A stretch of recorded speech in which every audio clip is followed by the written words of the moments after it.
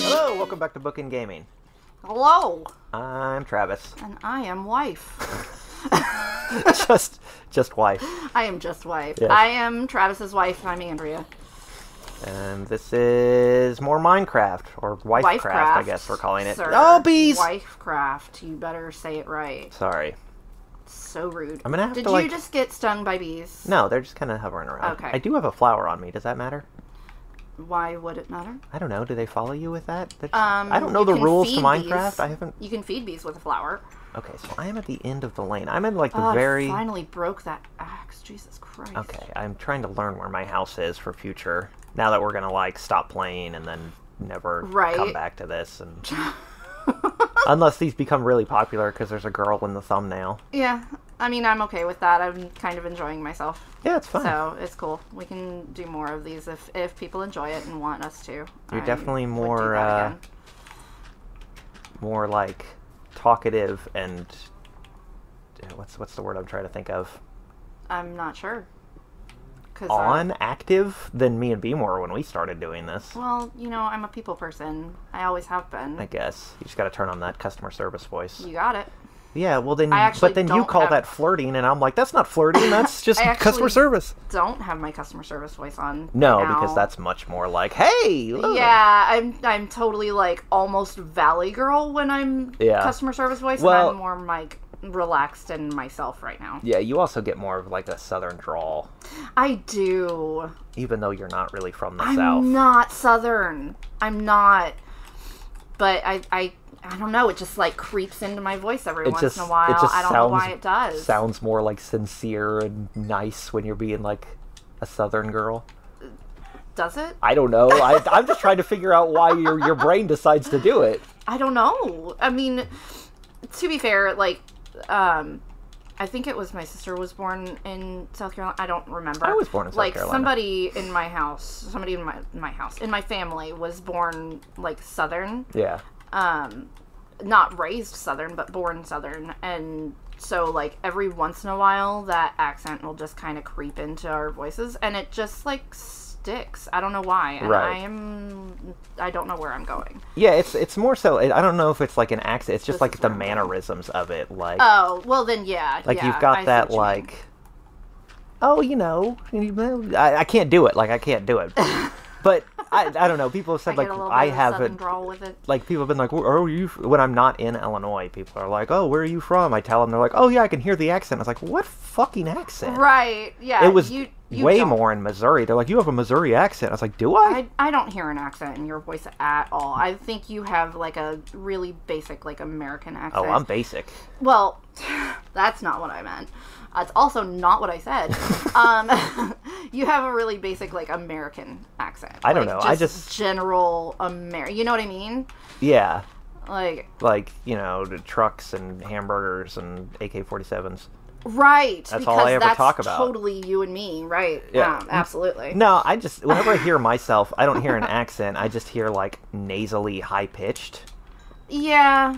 Well, I mean, we are our own biggest critics, aren't we? Yeah, and that's like you always hear. I hear that from you, but I understand. Well, you always hear yourself, your own voice, in a deeper than like regular than what you actually sound like, because I guess like it's rattling off your skull and creating your voice. Like it makes it sound bassier than it actually is. I feel bad for your fans because they won't get the satisfaction of that hand gesture that you. I do it. That's the thing. You've never really watched me record. I have not. I do that every time. So like I'm constantly like moving my hands. You have always talked with your hands. Oh yeah, I'm a kung fu talker. You are, and it's entertaining for me. Do you actually? Now that I'm thinking about it, do your fans know the story of how you broke both your wrists? I feel like I've told that story before, but.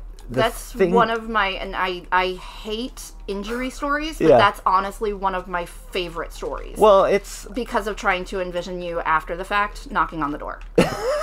Okay, I mean, I could tell it again. Yeah, because I'm sure I've told the story, but I don't know where, and there's so many videos of ours now that, like, it'd be impossible to find it. Yeah, so please do. Please do tell that story. So... Oh, shit. I just, like, locked myself in my house. My family had a four-wheeler. I want to say it was like a 200cc, might have been a 250cc. And I had to have been 13. So this was 2001. So I don't. If anyone doesn't know, my birthday is September 11th. So there's always bad things happening around my birthday. Always.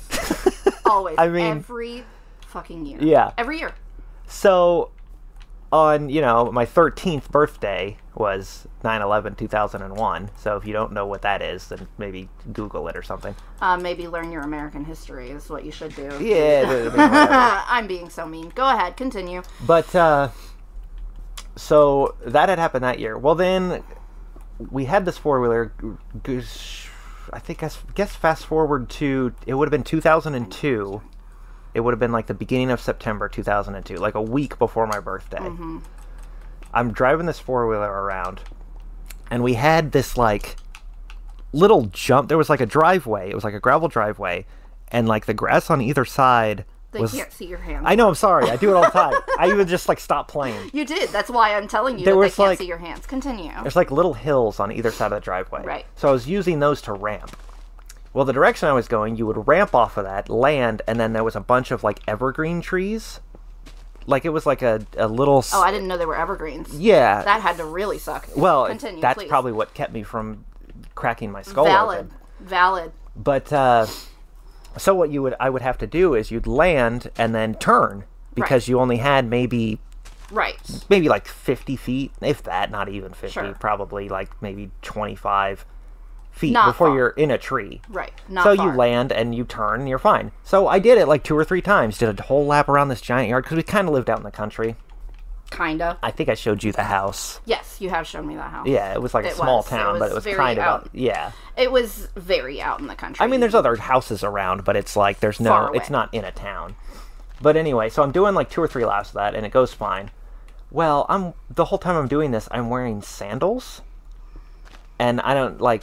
So I think it's like the 3rd or 4th time I hit that hill, I land and my foot falls off the spot where you set your foot down, and my shoe falls off. He just used his hand to gesture again, just so you guys know. I can't help it. I know, and I think it's very cute and it's very endearing. I love it, but I'm just reminding you that you are not on a face cam. They cannot see you. Yes. So please continue telling your story. Sorry. Okay.